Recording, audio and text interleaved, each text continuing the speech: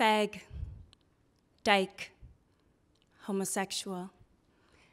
Words that pierced my being each time they were spoken nonchalantly, as a joke, in sermons, those people, by friends, family, and Christian communities. So I put on my brightest smile and kept overachieving, to hide the deep pain rippling through my veins, to hide the darkness of my suicidal thoughts, pleading with God to take away my brokenness, praying to cast out this sin within, shameful, disgusting, unforgivable. I am worthless. I am broken. I want to end my life. And as much as people in the church hated me, my faith, community, and stories saved me. Being held in the arms of my Creator, whispering, "Jenna, I love you. You are enough." Words reminding me I needed to be here. I deserve to be here. I'm worth being loved as my whole self. And so I started speaking, sharing my story through spoken word, talks, and workshops, spaces filled with vulnerability, connection, and beauty, encouraging other LGBTQ people to share their stories too, that they deserve to be here, to be heard, to be loved in their wholeness. My name is Jenna Tenn-Yuk, and I'm here to talk about the power of storytelling and representation and the challenges still facing LGBTQ communities. So how many of you have ever felt different, that you didn't quite belong? Raise of hands. All right. Most people here. So I grew up in predominantly white, heteronormative, evangelical Christian communities. As a Chinese Jamaican queer woman, I learned I was different. I needed to hide to survive. I was shameful. I didn't see anyone who looked like me, lived my identities, and I had no idea what was possible. Growing up in the church, I experienced both love, community, and connection, but also pain, shame, and marginalization. And it was confusing to see Christians talk about supporting those who are suffering, yet someone like me wasn't welcomed with those same arms. After I came out, I left the church because it wasn't safe, and I wasn't sure I could reconcile my faith and sexuality. Several years later, I started to write and share my story publicly at the intersections of sexuality, faith, and race. It was scary. I mean, who here likes to be vulnerable? Anyone? No? Okay, I recommend reading some Brené Brown. But I remembered those nights of crying myself to sleep, finding comfort in someone else's story. And if I could help one person know they weren't alone, then it would be worth speaking. Jenna, your story gave me the courage to tell mine. Jenna, I thought being gay was wrong until I met you. Jenna, I hated Christians before I met you. Sharing my story has challenged people's stereotypes on what it means to be a queer Christian woman of color.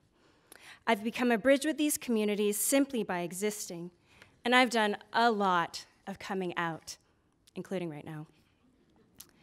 My story has taken me across the country, and I've been invited to speak at conferences, universities, and the media, spaces I never dreamed possible. I've worked with Catholic high schools in Ontario around gay-straight alliances, GSAs, which support LGBTQ students and allies. These spaces aren't perfect, but times have changed since I was in Catholic high school over a decade ago. It's been great to see more conversations and openness happening. Educators and chaplains standing in solidarity, more representation in the media, and young people connecting online. I spoke in Windsor recently at the Windsor Catholic High School Board's first GSA conference, and I asked them, "Why are you here?" Some said awareness, support their friends, and a few said, "I'm really gay." And I was like, me too. How powerful to be seen, affirmed, and celebrated, to know they weren't the only one. And there are many community groups working hard on the ground, like Camp 10 Oaks and Generous Space Ministries, to connect and create safer places for queer and trans people. I've seen these organizations save lives. Many of you may be thinking, it's 2017, how is this still happening? But Canada isn't this ideal progressive haven for many, many people. Homophobia, transphobia, and biphobia are deeply embedded in our country, and not just in our churches. LGBTQ youth experience higher rates of mental health issues, including depression, anxiety, and suicide.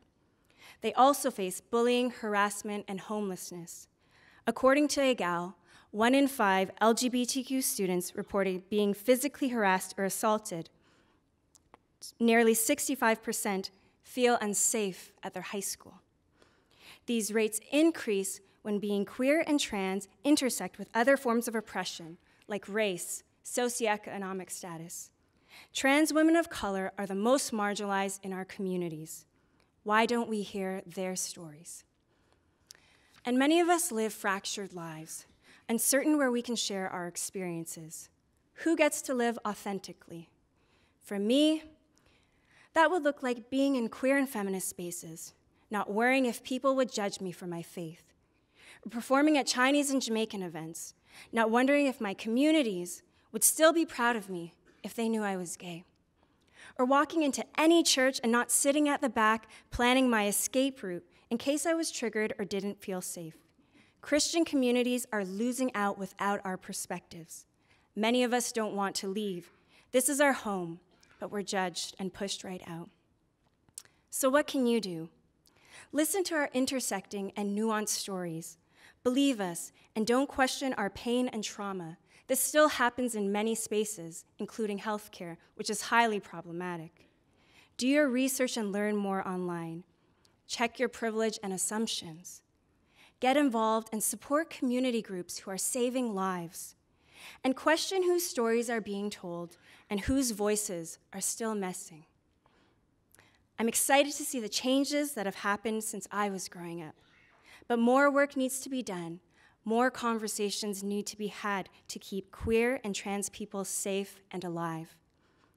Many people's stories helped me to see what was possible, that I could exist as a queer Christian woman of color. Their voices gave me the courage to use mine, and there are many more stories we need to hear. Thank you for listening to mine.